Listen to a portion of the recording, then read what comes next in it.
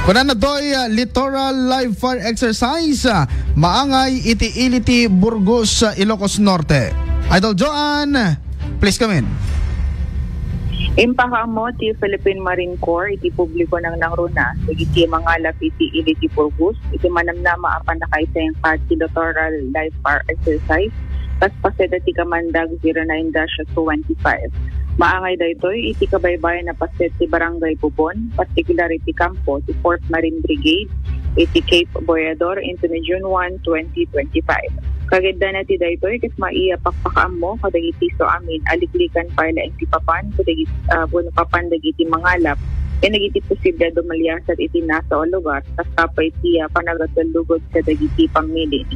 Sigud met ngayon waragawaga ti lokal na gobyerno dito pakaammo tapno na saan ang mailawaan dagiti maseknan kaya nakasmay sa panagasakbay kadagiti posible na aktibidades ti nasa o grupo.